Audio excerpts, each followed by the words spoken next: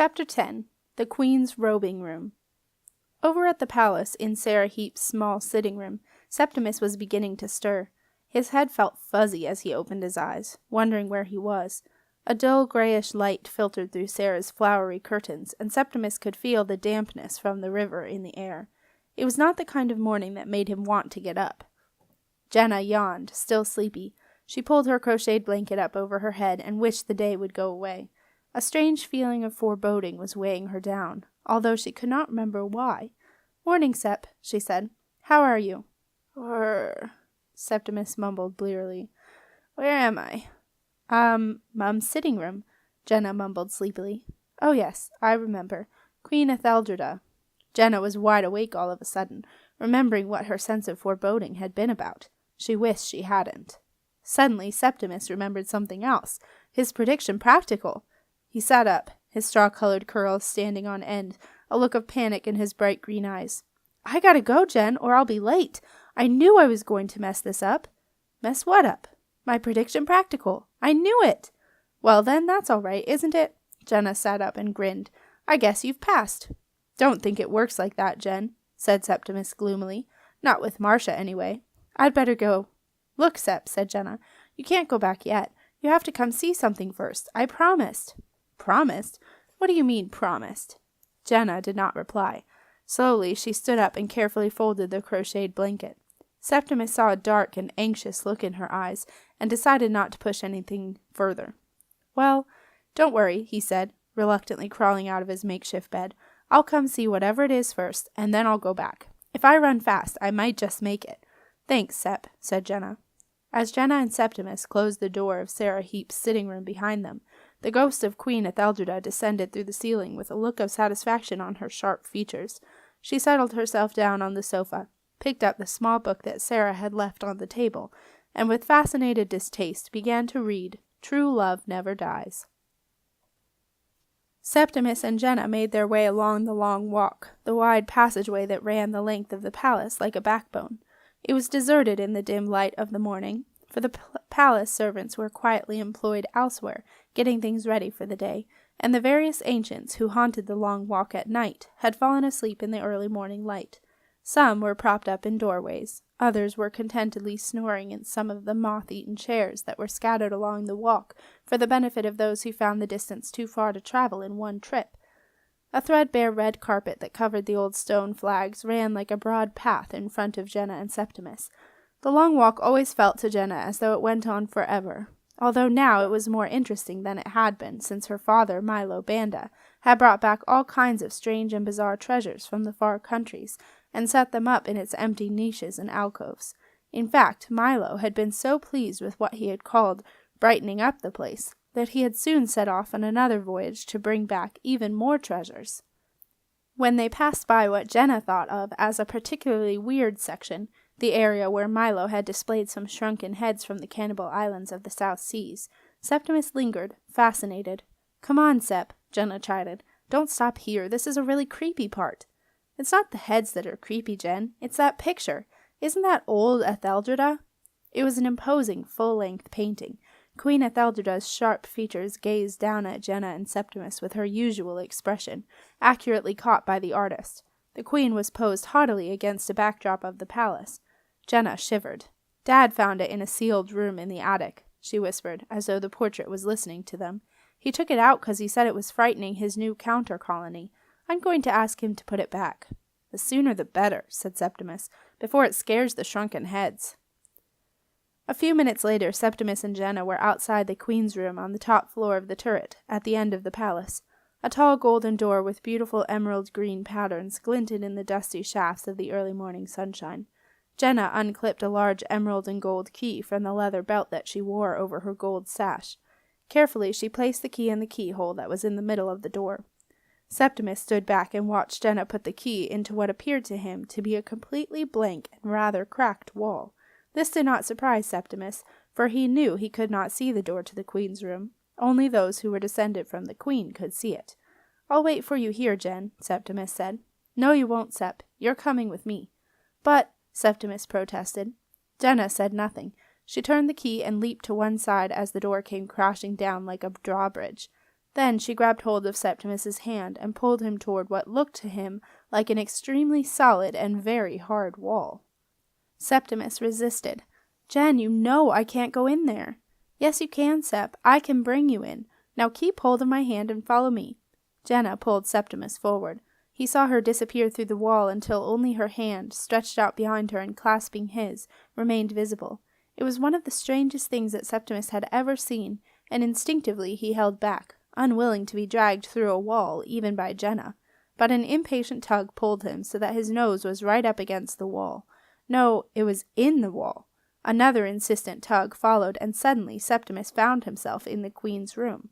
At first Septimus could see little, for there were no windows, and the room was only lit by a small coal fire. But once his eyes became used to the dimness, Septimus was surprised. The room was much smaller than he had expected. In fact, it was rather cramped. It was furnished simply with just one comfortable chair and a worn rug laid in front of the fire. The only thing of interest that caught Septimus's eye was an old cupboard set into the curve of the wall, on which was written in familiar gold letters, "Unstable potions and particular poisons." It was identical to the cupboard that Aunt Zelda had in her cottage in the Moran marshes, and it gave Septimus a sudden longing for one of Aunt Zelda's cabbage sandwiches. What neither Septimus nor Jenna could see was the occupant of the fireside chair, the ghost of a young woman. Turning to look at her visitors, the young woman gazed at Jenna with a rapt expression.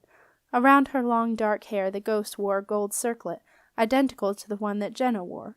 She had the red and gold robes of a queen, which were heavily blood-stained over her heart.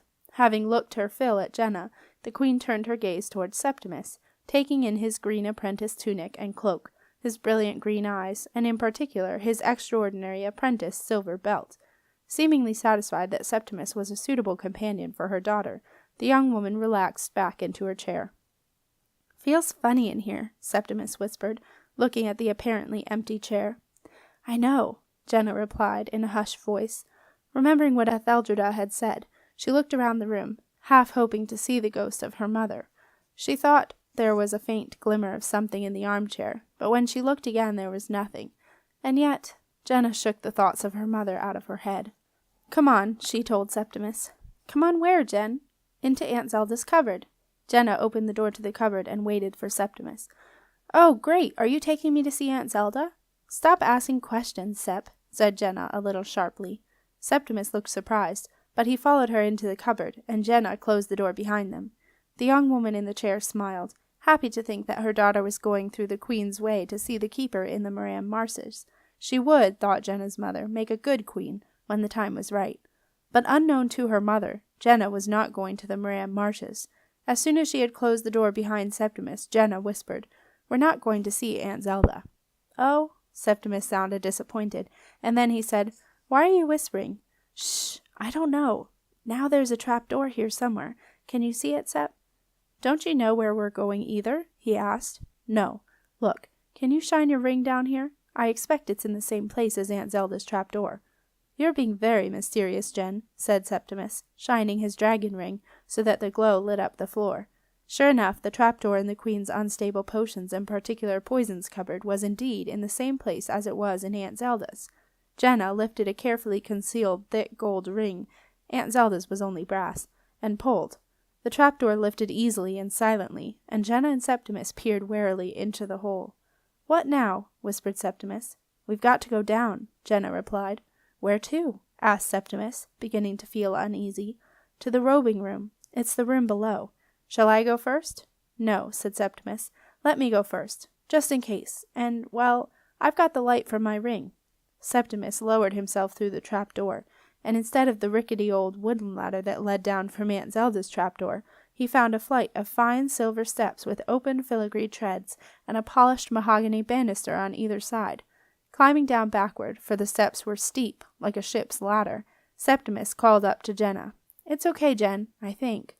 Jenna's boots appeared through the trapdoor, and Septimus went down the steps and waited at the bottom. As Jenna jumped from the last silver step, and her feet touched the fine marble floor, 2 large candles at the foot of the steps burst into flame. "Wow," said Septimus, impressed. "It's a bit nicer than upstairs, Jen." The Queen's robing room was more than nice. It was opulent. It was larger than the upstairs room, for the turret widened on the lower floor. Its walls were lined with a burnished gold leaf that, although it had dulled over the centuries, glowed deep and rich in the candlelight. On the wall facing the silver steps was an old-looking glass in an ornate gold frame, but it seemed to be of little use, for much of the reflective silvering was gone after years of dampness. The glass was dark and showed only a blurred reflection of the candlelight. All along the walls were solid silver hooks, each one a different intricately cast shape. One was shaped like a swan's neck, another like a snake. Another was cast from intertwined initials of some long-dead queen and her soulmate. Some hooks were empty, and some had robes or cloaks hanging from them, reflecting the different styles popular through the previous centuries, but all in the traditional red and gold that the queens of the castle had always worn.